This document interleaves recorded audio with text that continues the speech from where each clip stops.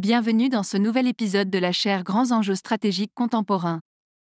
Cet épisode est un extrait de la conférence prononcée par Madame Nathalie Tocci, présidente de l'Institut des Affaires internationales à Rome. La conférence s'intitule Une Europe verte, impératif de sécurité. N'hésitez pas à vous abonner à notre chaîne podcast ou YouTube pour être informé de toutes nos publications. Nous vous souhaitons une bonne écoute. Je suis super heureuse d'être ici aujourd'hui. Et en fait, je sais que dans les premières deux conférences, vous avez beaucoup parlé de la guerre. Moi, en fait, je parlerai de la guerre, mais en particulier, je parlerai de la dimension européenne et énergétique. Parce qu'en fait, on sait que cette guerre est une guerre qui est battue militairement en Ukraine, mais énergétiquement en Europe. Et au niveau mondial, beaucoup d'autres manières, la non-prolifération ainsi que l'ordre international, la sécurité alimentaire. Alors, ce que je vais faire, je vais continuer maintenant en anglais pour la présentation et après, pour les questions, on peut suivre en français directement. En effet, comme vous l'indiquiez, avant le début de la guerre, l'Union européenne avait découvert, après presque 2 décennies de crise existentielle, elle avait vraiment redécouvert son énergie vitale. Elle était vraiment passée d'une crise existentielle à l'autre, avec l'échec du traité constitutionnel en 2005, à la crise de l'eurozone, qui a débuté en 2008, la crise des migrants en 2015, le référendum sur le Brexit en 2016, et puis bien sûr la pandémie, et puis maintenant la guerre, mais j'en viendrai à la guerre plus tard. Mais surtout, de par ces crises successives, tout soudain, enfin pas tout à fait tout soudain, mais à partir de 2019-2020, l'Union européenne avait trouvé un nouveau récit, le récit vert. Et par ce récit vert, ce que faisait essentiellement l'Europe, c'est qu'elle mettait sur pied un certain nombre et qu'elle rassemblait un certain nombre de logiques et d'impératifs. Tout d'abord, ce qui est le plus évident, une Europe verte était globalement une façon de lutter contre la crise climatique qui, comme nous le savons, est une crise existentielle majeure de notre époque. Deuxièmement, et tout aussi importante, par le biais d'une Europe verte, l'Union européenne se transformerait d'un projet qui était de plus en plus associé avec des règlements, des restrictions, avec cette impression d'une Bruxelles assez distante et détachée des citoyens qui limitait la capacité de croissance, se transformait en un projet d'innovation et de croissance. L'idée selon laquelle le PIB et le CO2 pouvaient être découplés et par ce programme vert, en gros, l'Union européenne allait se relancer économiquement. Et puis, troisièmement, et c'est tout aussi important, par le biais d'une Europe verte, l'Union européenne réussirait à retrouver le lien avec ses citoyens et surtout avec les jeunes. Par cette succession de crises auxquelles je faisais référence, il y avait eu un détachement progressif entre Bruxelles, entre guillemets, et les citoyens européens, surtout les jeunes générations. Et nous le savons, la crise climatique et cette transition est la priorité ressentie comme la plus forte parmi les jeunes. Et donc, en s'associant à ce programme vert, eh bien, l'Union européenne faisait 3 choses en même temps. Lutter contre la crise climatique, rallumer le feu de l'économie européenne et aussi être plus légitime et responsable aux yeux des citoyens européens, surtout les jeunes. Parfait. Et puis, il y a eu la crise énergétique. Pour être tout à fait équitable, il faudrait se rappeler que la crise énergétique date d'avant le début de la guerre. La crise énergétique a commencé globalement autour de septembre 2021. Et au début, cela a commencé pour des raisons qui n'avaient rien à voir avec la géopolitique, je dirais. Cela a commencé parce que, après presque 2 ans de confinement, les confinements ont été levés, la demande s'est libérée, mais pas l'offre.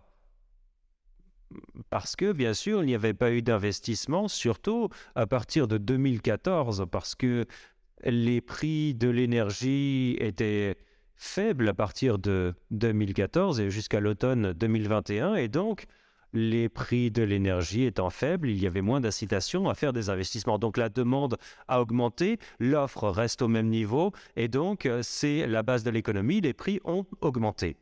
Bien sûr, cela a créé une sorte de terreau fertile pour cette guerre parce que cela a créé le meilleur contexte stratégique possible pour Poutine pour qu'il puisse réaliser ce qu'il prévoyait de faire depuis longtemps, à savoir envahir l'Ukraine.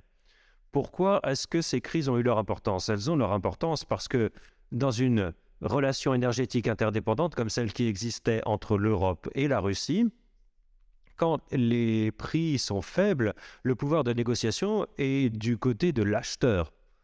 Quand les prix sont élevés, le pouvoir de négociation est du côté du vendeur. Et donc, quand les prix ont commencé à s'accroître à partir de l'automne 2021, au début, comme je l'ai dit, c'était entièrement dû aux forces du marché.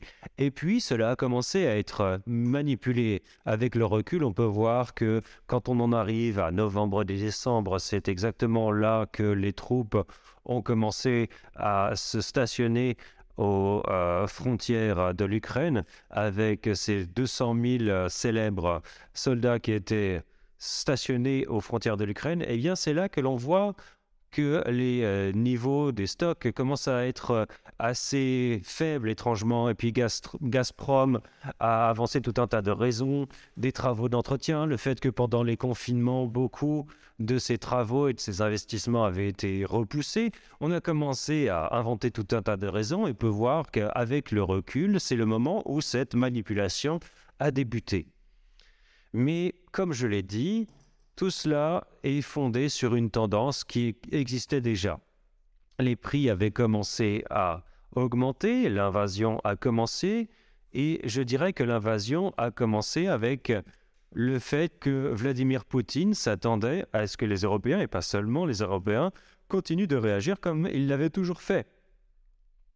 Et comment s'était-il comporté par le passé? Eh bien, par le passé, si l'on repense à ce qu'il s'est passé en 2014, oui, bien sûr, il y avait eu l'annexion de la Crimée, et comme ça s'était passé au début de la guerre dans l'est de l'Ukraine, mais la relation énergétique entre l'Europe et la Russie s'est maintenue. Et si on y repense avec le recul, c'est tout à fait choquant.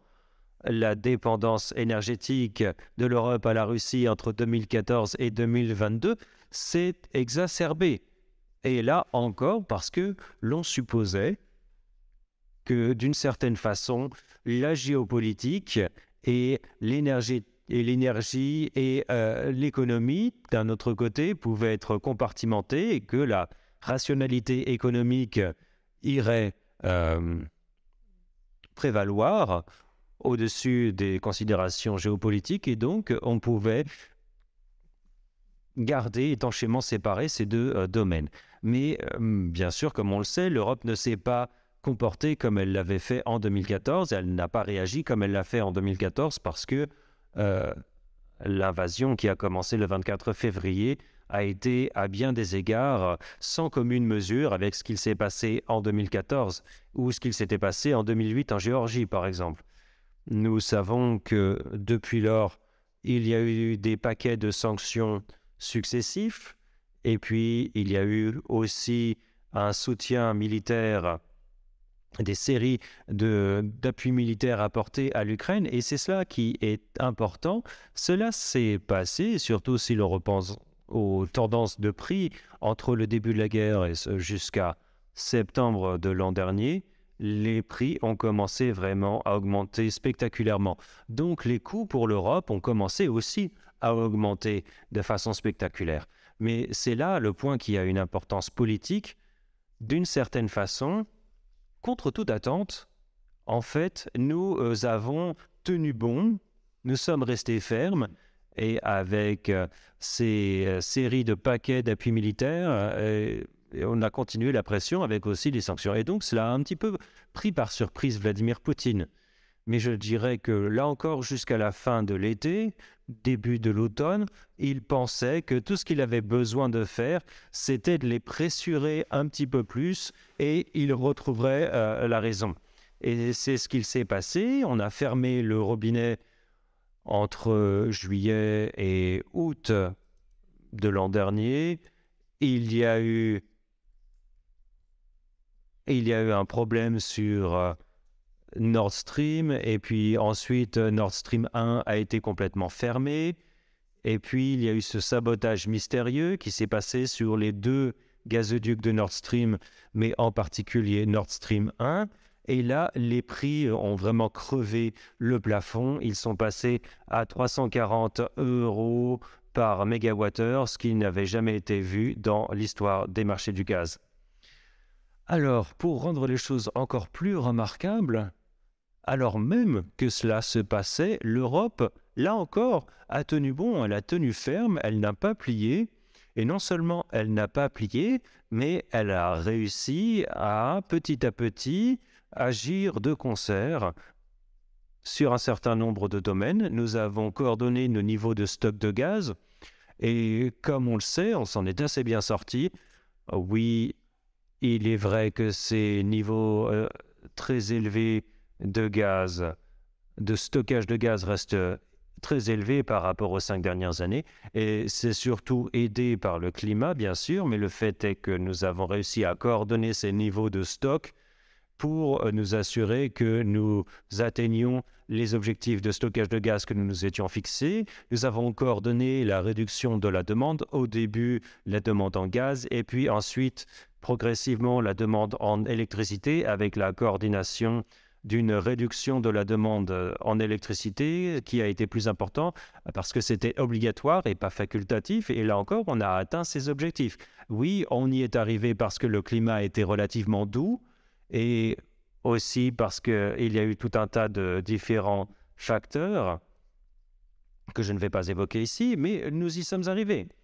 Nous avons aussi diversifié, et c'est cela ce qui est le plus impressionnant. Nous avons réussi à diversifier nos sources d'approvisionnement fossiles. Si l'on prend des pays tels que l'Allemagne ou l'Italie, on avait des niveaux de 50 ou 40% de dépendance. Ce sont de grands États membres.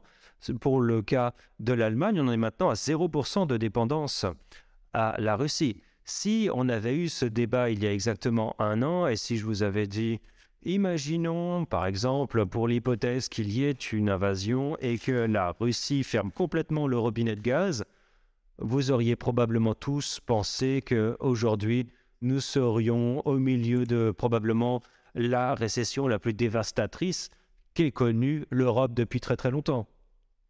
Et nous n'aurions pas tenu bon. Cela aurait entraîné des perturbations socio-économiques puis politiques. Rappelez-vous ce qu'il s'était passé en 2019 avec les Gilets jaunes. Imaginez les Gilets jaunes vraiment en surmultiplié dans toute l'Europe. C'est ce qu'on aurait pu imaginer en toute raison il y a 1 an. Mais ça ne s'est pas produit. Nous avons diversifié ces sources d'approvisionnement de plusieurs façons. Certains pays ont réduit leur dépendance au gaz. Dans un cas tel que la France, bien sûr, il y a le grand investissement de nucléaire. Et puis, dans le cas de mon pays, il y a eu une diversification assez impressionnante, je dirais, avec un certain nombre de pays. L'Azerbaïdjan, l'Algérie, l'Égypte, la République du Congo, l'Angola, le Mozambique. Et globalement, nous en sommes à une étape où, même si la guerre devait se terminer demain matin, ce qui ne sera pas le cas, bien sûr, eh bien, les dés sont jetés en ce qui concerne notre relation énergétique avec la Russie, pour une raison simple. Ces contrats n'ont pas été signés avec la Russie, donc on ne reviendra pas vers le monde d'avant en matière de relations énergétiques avec la Russie. Et puis, je dirais que ce qui a aussi son importance, c'est que nous avons réussi à nous mettre d'accord dans le contexte du G7, mais aussi dans celui de l'Union européenne sur des plafonds de prix. Tout le monde a son opinion sur l'utilité des prix plafonnés. Moi aussi, j'ai certains doutes sur cela, mais là encore, le fait est que nous y sommes arrivés. Avec les prix plafonnés sur le pétrole, on fait l'objet d'un accord. Je me rappelle, j'ai lu des articles, j'ai entendu des discours fin novembre, début décembre, lorsque sont intervenus ces prix plafonnés le 5 décembre, en conjonction, en gros, avec l'embargo pétrolier. Ce que l'on craignait, c'est que cela entraînerait des perturbations majeures sur les marchés du pétrole dans le monde. Ça ne s'est pas produit. Là encore, les prix plafonnés pour le gaz, on s'est écharpé là-dessus au niveau de l'UE pendant des mois. Ça a fait l'objet d'un accord en fin de compte et on a vu que... Bon, et alors, on s'est mis d'accord sur ce plafonnement du prix à 180 € du mégawatt. Et là, on est en dessous de 60, mais on sait que de toute façon, on ne reviendra pas à ces maximums que l'on a vus à 340 € il y a seulement encore quelques mois. Donc, comme je le disais, ce que nous avons réussi à faire, là encore, nous avons été aidés par la douceur du climat, par aussi des différentes catastrophes, par exemple le confinement fort en Chine et aussi cette réouverture en Chine, ce qui fait que là encore maintenant, la Chine, du point de vue de la croissance, n'est pas là où on l'attendait. Donc nous avons été fortement aidés par ces facteurs exogènes, mais il y a quand même une grande valeur à reconnaître que en tant qu'Européens, nous avons accompli beaucoup de choses et nous avons accompli bien plus que ce que n'attendaient beaucoup de personnes et ce que nous aurions même attendu de nous-mêmes. Mais alors, et maintenant? Bien sûr, les choses ne sont pas terminées. En ce qui concerne la crise énergétique, nous avons dépassé vraiment l'apogée de la crise, le paroxysme, mais c'est là que vient le facteur important et c'est ce qui fait le lien avec le début de mon histoire. Est-ce que nous avons oublié ce programme vert ? Est-ce que le fait que la sécurité énergétique revient en ligne de compte, cela veut dire que nous avons oublié la transition énergétique ?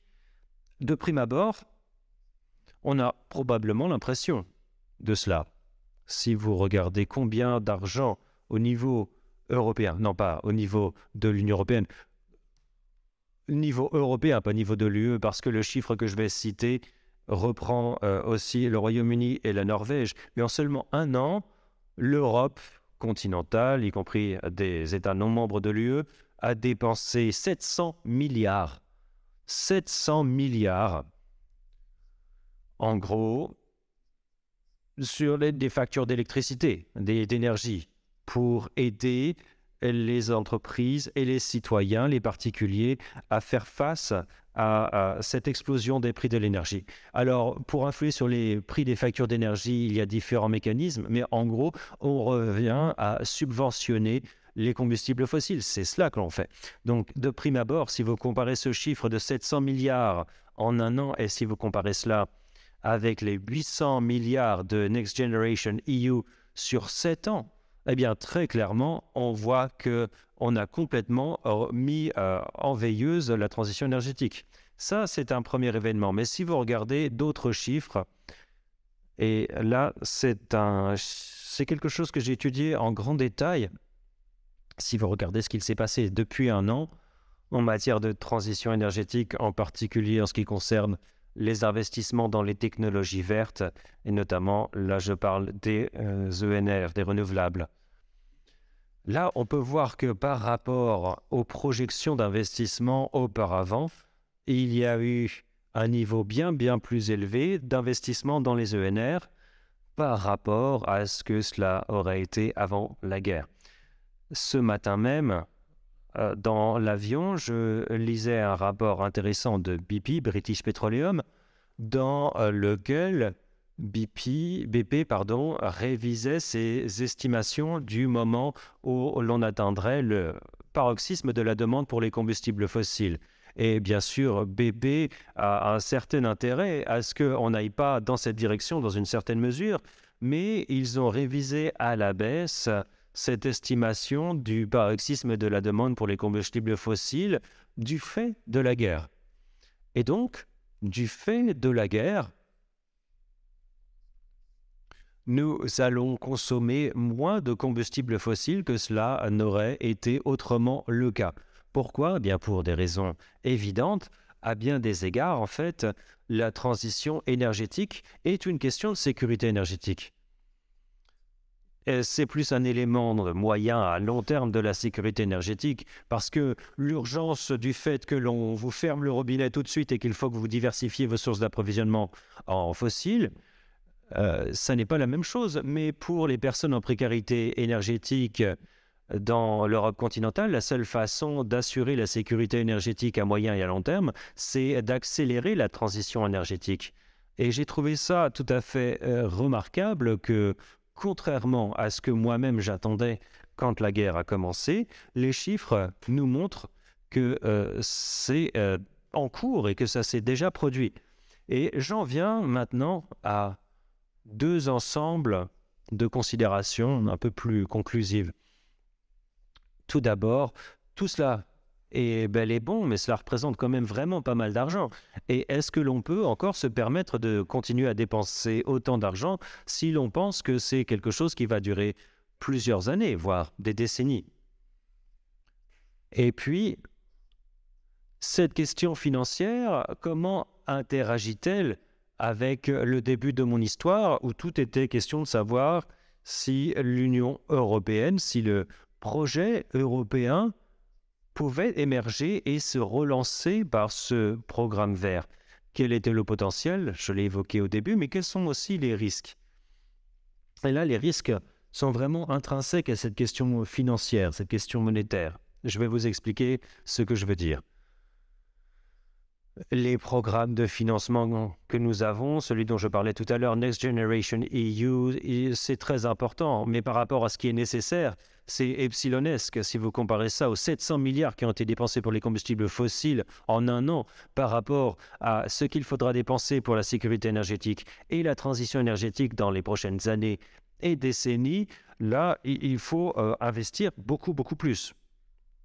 Et comme on le sait maintenant, dans l'Union européenne, nous en sommes dans une situation où les États membres comme l'Allemagne, les Pays-Bas ou la Suède sont très très prudents quant à l'idée d'engager de nouveaux fonds.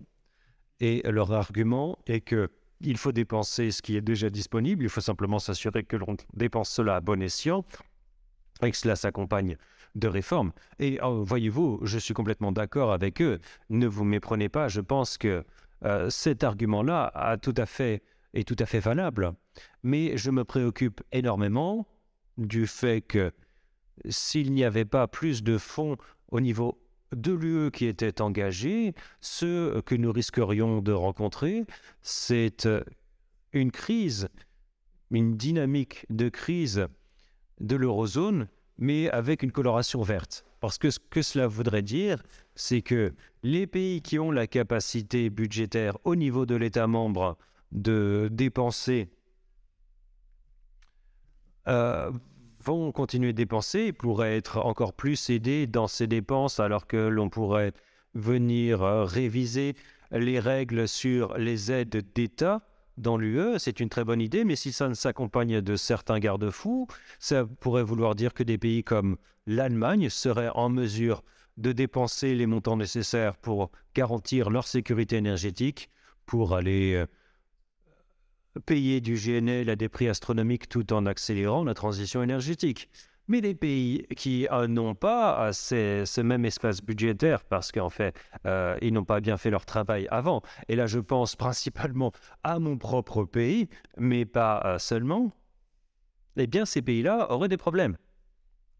Et même si bon nombre d'erreurs ont été commises par le passé, qu'elles continuent d'être commises, on se retrouverait quand même avec une dynamique qui pourrait entraîner une exacerbation des disparités au sein de l'UE. Et c'est pour cela que je pense que ce qui est fondamental est de deux ordres. Et il faudra que cela se réalise, mais ça ne sera pas facile de se mettre tous d'accord là-dessus.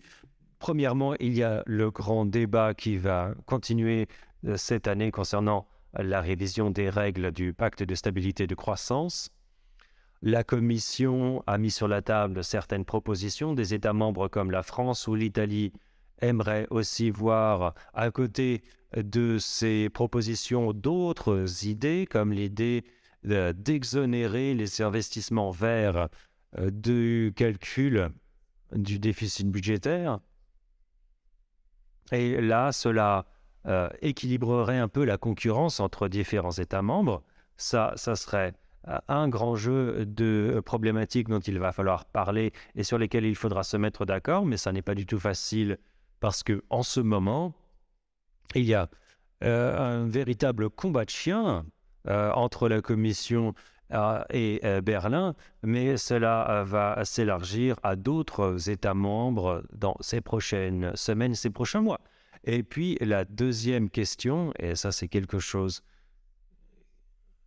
qui en France cela découle d'une idée qui a émergé de Paris, mais la présidente de la Commission, Ursula von der Leyen, l'a reprise à son compte, l'idée d'un fonds souverain européen. Derrière l'idée de ce fonds souverain européen, il y a cette notion que c'est par un financement au niveau de l'UE que l'on évite de créer une concurrence inégale et faussée entre différents États membres, ce qui ne nous aidera pas pour notre sécurité énergétique ni pour la transition énergétique. Et puis, ça ne sera pas bon non plus, troisièmement, pour le projet européen, parce que cela va raviver le poison de ces disparités, de ces dissensions que nous connaissons malheureusement bien trop. Puis un deuxième jeu de raisons pour lesquelles cette question déjà importantes sont devenues encore plus importantes, c'est que ça n'est pas une question simplement intra-européenne, mais bien entendu une question transatlantique. Et nous avons vu au cours des dernières semaines comment il y a eu des débats de plus en plus houleux entre, évidemment, l'Europe et les États-Unis autour de la loi américaine anti-inflation, le Anti-Inflation Act. Et ce qui pose problème par rapport à cette loi américaine, c'est que les États-Unis d'un côté et l'Europe de l'autre considèrent cette histoire de transition énergétique en se disant que pour accélérer cette transition, il faut créer un différentiel de prix entre ce qu'on appelle l'énergie verte et puis le marron, c'est-à-dire les énergies classiques et sales. Alors, la façon dont l'Europe s'y prend, c'est de mettre un prix sur le brown, c'est la fixation du prix du carbone. Il y a des mécanismes d'ajustement des prix à la frontière, enfin des mécanismes qui mettent un prix, un coût, disons une pénalité sur ce type d'énergie. Les États-Unis n'aiment pas les taxes et donc la façon de le faire, c'est au lieu d'imposer une taxe, ils subventionnent le vert. Ce qui revient un petit peu au même. Mais dans les deux cas, il s'agit de montants importants et la loi sur l'inflation porte sur des milliards de dollars. Alors, a priori, théoriquement, les deux méthodes sont valables, mais le risque par rapport à tout ça, c'est la désindustrialisation de l'Europe et c'est ça qui pose problème. Et c'est pour ça que cette histoire de fonds européen de souveraineté mérite déjà, ne serait-ce que pour cette question, d'être examinée d'un point de vue européen, mais à plus forte raison lorsque l'on examine cette question dans le contexte élargi de la relation avec les États-Unis autour de cette histoire d'énergie. Alors, cela m'amène à la dernière série de questions que je souhaitais évoquer ce soir, à savoir qu'au-delà de l'Europe et, si vous voulez, de l'argument que j'ai présenté dans mon ouvrage, à savoir pour une Europe verte et mondiale, l'argument que je présente dans cet ouvrage, c'est que, il est encore plus important à la lumière de tout ce qui s'est passé au cours des derniers mois et notamment du fait de la guerre d'Ukraine. Le problème, c'est que ce programme vert ne saura aboutir que si l'Europe a son propre programme à l'échelle mondiale, son propre Global Agenda. Alors évidemment, ça part d'un constat. Il n'y aura pas d'Europe verte dans un monde où l'énergie n'est pas verte. Il n'y aura pas de découplage entre les économies vertes et brunes, si je puis dire. D'abord parce que ce serait stupide de le faire, compte tenu du fait que la crise climatique est une crise mondiale, donc on ne peut pas la découpler, mais de toute façon, à supposer même qu'il y ait un découplage entre ces deux types d'économies, celles qui tournent sur les anciennes et celles sur les nouvelles énergies, les coûts économiques et a fortiori les coûts politiques, sociaux et géopolitiques seraient tels qu'ils deviendraient prohibitifs et empêcheraient ce programme vert de se réaliser. Si on essaye de découpler, ce qui signifie inévitablement qu'une économie verte découplée du reste de l'économie fonctionnant sur les énergies traditionnelles serait une économie dans laquelle tout coûterait beaucoup plus cher, bien évidemment. Et cela aboutirait donc à des perturbations socio-économiques et évidemment à des tensions politiques qui mettraient un frein immédiat en réalité à ce programme vert. Donc, pour que tout cela puisse fonctionner, eh bien, il faut qu'il y ait à la fois, si vous voulez, une Europe verte et une Europe tournée sur le monde ou fonctionnant à l'échelle mondiale. Alors, ce qui s'est passé au cours des dernières années, enfin, la dernière année a montré que, et on le voit très clairement, il y a un certain nombre d'affaires qui doivent être traitées dans notre, disons, voisinage européen immédiat et d'autres qui doivent être traitées à l'échelle mondiale. Alors, commençons par, disons, notre propre périphérie, notre voisinage immédiat, s'agissant donc de ce voisinage. La façon dont j'envisage la question, c'est de me dire, l'Europe essaie de se décarboner pour assurer sa transition énergétique. Quelles sont, dans ce cas, les implications pour les pays du voisinage? Mais là, je pense notamment aux pays auprès desquels nous achetons des combustibles fossiles. Eh bien, ces pays-là, certains d'entre eux ne m'inquiètent pas particulièrement. Je pense aux Émirats arabes unis ou au Qatar. Ces pays sont suffisamment riches pour trouver leur propre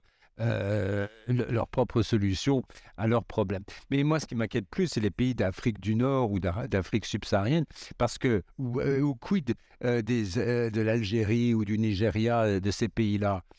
Là, vous avez des pays, alors prenons l'exemple de l'Algérie, donc, actuellement, on est en train de tambouriner à la porte algérienne pour la supplier de nous fournir davantage de combustibles fossiles, ce qui fait de l'Algérie un élément clé de notre réponse, disons, sur le plan de la sécurité énergétique à la crise russe. Mais si d'ici une dizaine d'années, on décide d'éliminer cette source d'énergie, on a là affaire à des pays qui sont déjà très fragiles sur le plan socio-économique et donc politique, et donc en termes de sécurité.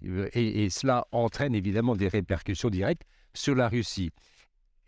Si vous suivez la logique dans des pays justement tels que l'Algérie, ce qui risque de se passer, c'est ceci, parce qu'il y a une chose que nous pouvons faire par rapport à la situation, c'est de progressivement verdir notre relation avec l'Algérie ou des pays comme l'Algérie. Or, c'est justement ce qui est en train de se produire, en effet. Et là, je parle de mon propre pays, l'Italie, parce que je donne l'exemple italien, mais je pourrais citer d'autres pays également.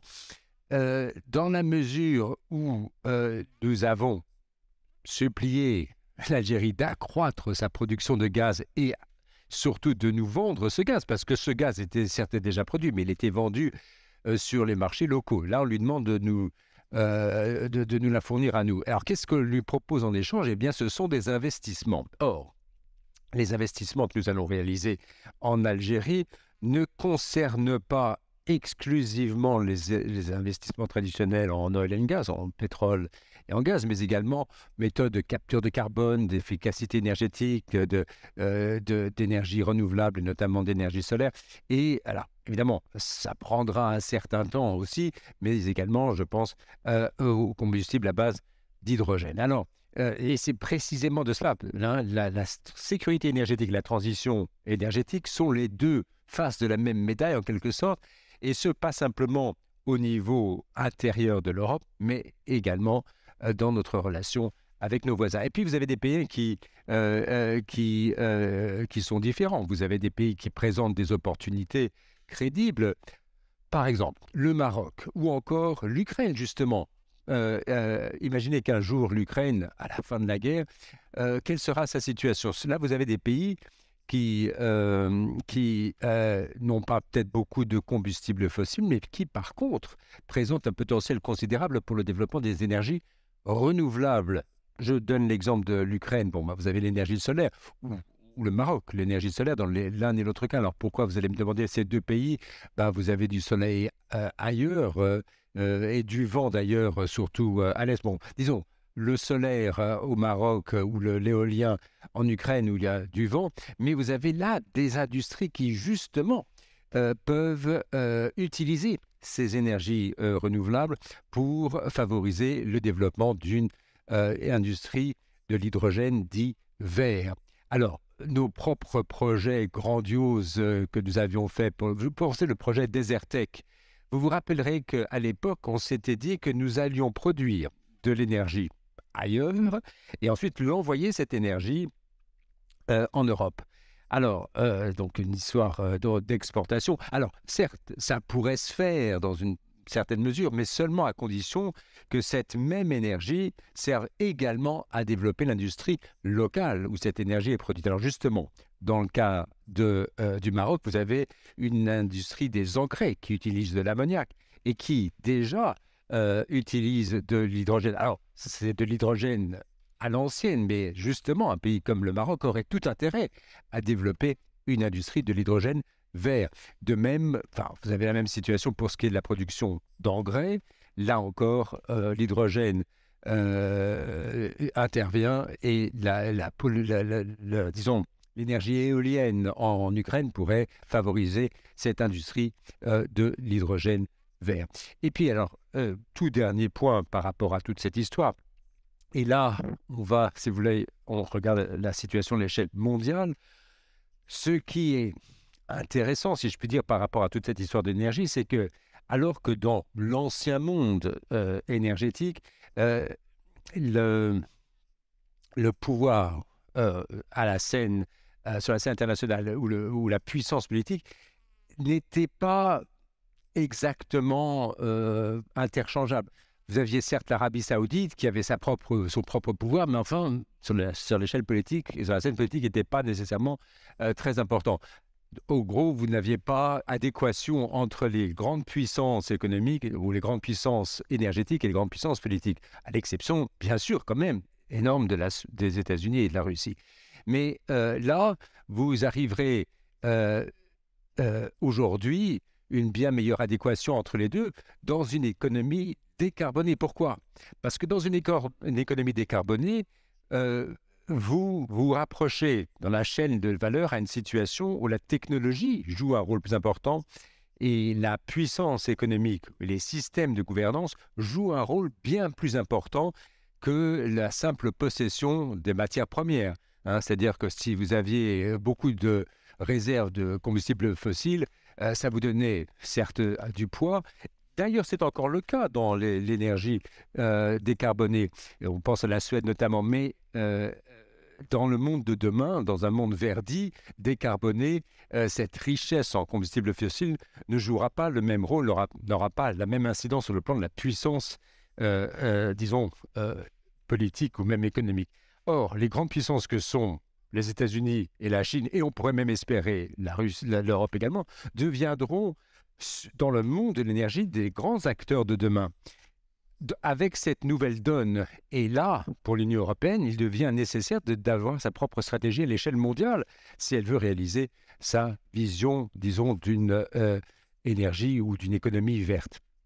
Alors, c'est important dans le cadre de la relation avec les États-Unis parce que là encore, il nous faudra trouver une nouvelle voie, un nouveau type de relation qui supposera des ajustements du côté américain, certes, mais certainement des efforts beaucoup plus importants du côté européen. Bon, je ne vais pas y revenir, j'en ai déjà parlé tout à l'heure, mais pour ce qui est du financement qu'il faudra mettre sur la table pour y arriver, l'investissement sera énorme, sinon on va droit vers la désindustrialisation de l'Europe. Et puis alors justement, et là c'est le dernier point, nous tournons vers la Chine. D'un côté, la question se pose des matières critiques, des minéraux précieux et d'une certaine technologie. Il faut bien voir que la Chine a plusieurs longueurs d'avance sur le plan technologique. Comment on réagit par rapport à tout cela? Nous avons en fait une situation où il y a un dilemme. D'un côté, il faudra trouver un nouvel équilibre puisque si on se dit qu'on va pouvoir simplement, disons, tout produire en Europe pour pas avoir besoin de la Chine, ça voudrait dire imposer aux citoyens européens des coûts économiques qu'ils ne seront simplement pas prêts à assumer. Par exemple, si on dit, voilà, on va plus importer de panneaux solaires de Chine. D'abord, on n'atteindra pas nos objectifs en termes d'énergie renouvelable, mais rien qu'imagine le coût que ça représenterait, ce serait prohibitif là encore. On n'y arriverait pas. Le coût économique serait insupportable, inacceptable et donc ne serait pas viable sur le plan politique. Alors, et là, c'est le même argument qui se pose pour ce qui est, pour l'énergie fossile vis-à-vis de la Russie. D'un côté, il nous faut être prêts à consentir certains efforts, mais là, c'est quelque chose qui suppose un leadership politique. Il faut préparer le public à se dire, écoutez, ça va nous coûter plus cher que prévu.